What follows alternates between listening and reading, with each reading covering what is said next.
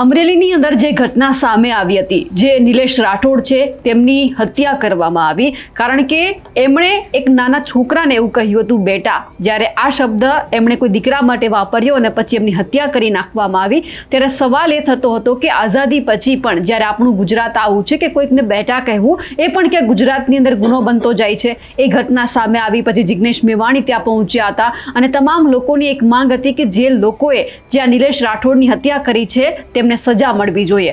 હવે જેટલા પણ લોકો એટલે કે ઘણા બધા આરોપીઓ આમાં સામે આવ્યા છે, 11 લોકોની અટકાયત કરવામાં આવી છે અને આખા મામલામાં હવે પોલીસનો એક નવો ખુલાસો સામે આવ્યો છે। નમસ્કાર, આપ જોઈ રહ્યા છો નિર્ભય ન્યૂઝ અને હું છું આપની સાથે રિદ્ધિ। અમરેલીની અંદર જે નિલેશ રાઠોડની હત્યા કરવામાં આવી, ખાલી એક શબ્દ બોલવામાં આવ્યો હતો બેટા, અને આ જ શબ્દ ઉપર પછી તેમની હત્યા થઈ અને ત્યારે સૌથી પહેલા સવાલ એ થયો કે શું ગુજરાતની અંદર એક બેટા શબ્દ કહેવું પણ ગુનો છે? ત્યારે જ્યારે એ પણ સવાલ થતો હતો કે ક્યાં સુધી જાતિ જ્ઞાતિના વાળા છે તેમાંથી આપણે બધા લોકો બંધાયેલા છીએ, ક્યારે આમાંથી મુક્ત થઈશું? અને આ દીકરાને ન્યાય અપાવવા માટે જિગ્નેશ મેવાણી સૌથી પહેલા એમના પરિવારને મળ્યા હતા અને એ પછી હવે ભરત સુતરિયા જે અમરેલીના સાંસદ છે તેઓ પણ પહોંચ્યા હતા અને ખાસ ભરત સુતરિયાએ એવું પણ કહ્યું છે કે જે આ નિલેશ રાઠોડ છે એમની 2 બહેનોને હું દત્તક લઉં છું, હવે તમામ જવાબદારી મારા સિર ઉપર છે। પરંતુ અત્યારે 11 લોકોની અટકાયત કરવામાં આવી છે, જે લોકોએ અત્યારે જે આ ઘટનામાં સંડોવાયેલા હતા, દીકરાની હત્યા કરવામાં આવી હતી અને એ પછી પોલીસે હવે નવો શું ખુલાસો કર્યો છે આ તમામ આરોપીઓને લઈને તે સાંભળીએ।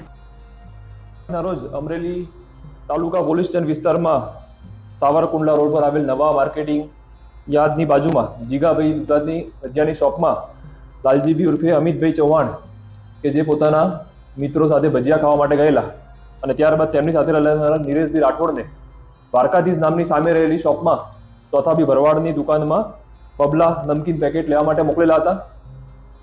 આ પેકેટ લેતી વખતે તેમના દુકાનદારના દીકરા નહીં ઉતારી શકતા નિલેશભાઈએ જાતે ઉતાર્યું અને કે બેટા તને નહીં ફાવે।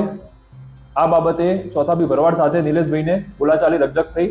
નિલેશભાઈને જ્ઞાતિ પ્રત્યે હળતું કરતા સામે તેમના અન્ય મિત્રો આવ્યા અને આ દરમિયાન ચોથાભાઈ ભરવાડ દ્વારા પણ સાથે રહેલા વિજય ટોટા, ભાવેશ મુદવા, સતીન મુદવા અને બીજા 11 જેટલા ઈસમો ભેગા થઈ જતા તેમના પર ગુનાહિત હથિયાર, લાકડીઓ, કુહાડી વડે હુમલો કરી દેતા સુરેશભાઈ વાળાને 5% આવ્યા, સાથે જ રહેલા નિલેશભાઈ રાઠોડને એક મણકો તૂટી જતા અને મૂઢમાર વાગતા તેમને ભાવનગર શિફ્ટ કરવામાં આવ્યા। અન્ય ઈજાગ્રસ્તોને અમરેલી દાખલ કરવામાં આવ્યા।